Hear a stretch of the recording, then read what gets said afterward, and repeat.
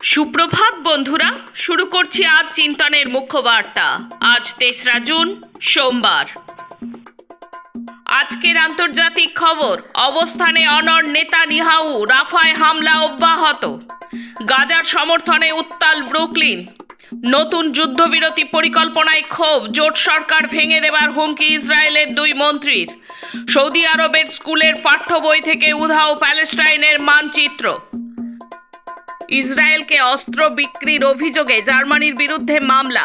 পাক অধিকৃত কাশ্মীর বিদেশি এলাকা, কোর্টে জানালো পাকিস্তান। মায়ানমারে আরও এক ব্রিগেডিয়ার জেনারেলকে 10 বছরের কারাদণ্ড দিল জুন্টার সামরিক সরকার।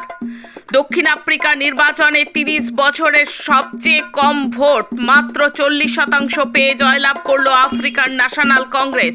জোট সরকারের পথে দেশ। দেশ বিদেশের পরিবেশ সংবাদ। দাবানলে জ্বলেই যাচ্ছে উত্তরাখণ্ডের বিশাল বনাঞ্চল। সেই আগুন ছড়িয়ে পড়েছে জনবহুল এলাকায়। চামৌলি জেলায় যোশীমঠ হাইওয়েতে আটকে পড়েছে সারি সারি গাড়ি। আগুন নেভানোর সমস্ত চেষ্টা ব্যর্থ। দেশে তাপপ্রবাহ অব্যাহত। ওড়িশায় গত 48 ঘন্টায় গরমে মৃত 67। জম্মুতে কাজ করতে করতে মৃত 2। দেশে মৃত্যু বেড়ে 165।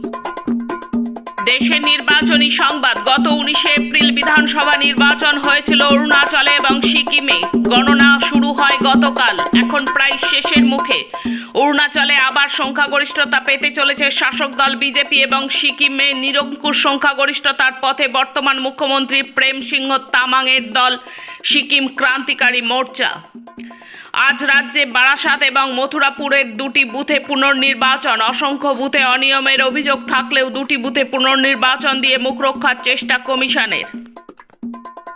নিজেদের জয়ের ব্যাপারে আস্থাশীল ইন্ডিয়ার নেতৃত্ব দিল্লি নির্বাচন কমিশনকে স্মারকলিপি দিয়ে অনুরোধ করলেন গণনায় কারচুপি যেন না হয়। কমিশন যেন রাজনৈতিক দলগুলোর কাউন্টিং এজেন্টদের আপত্তিগুলোকে গুরুত্ব দিয়ে বিবেচনা করে।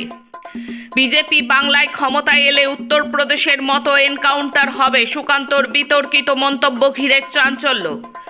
ভোট শেষ হওয়ার পর থেকেই বাংলা জুড়ে চলছে বিরোধীদের ওপর তৃণমূল পুলিশের যৌথ আক্রমণ। সন্দেশখালীতে পুলিশের সাথে গ্রামবাসীদের খণ্ডযুদ্ধ।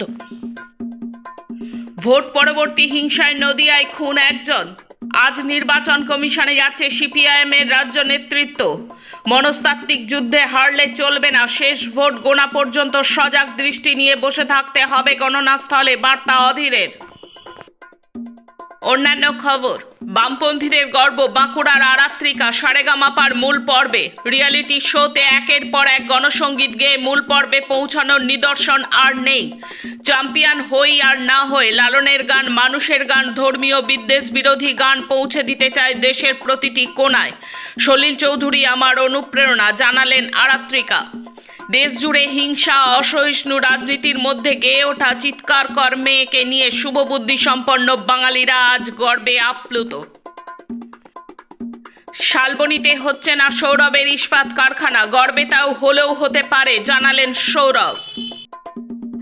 এখন খেলার খবর। কার্লসেনের পর কারুয়ানা, 2 শীর্ষ বাছাইকে হারিয়ে দাবা র্যাঙ্কিংয়ে প্রথম 10-এ প্রজ্ঞানন্দ। নরওয়ে দাবা প্রতিযোগিতায় একের পর এক চমক দিচ্ছেন রমেশবাবু প্রজ্ঞানন্দ। কয়েকদিন আগে বিশ্বের 1 নম্বর ম্যাগনাস কার্লসেনকে হারিয়েছেন তিনি। এবার বিশ্বের 2 নম্বর ফ্যাবিয়ানো কারুয়ানাকেও হারালেন এই ভারতীয় দাবাড়ু।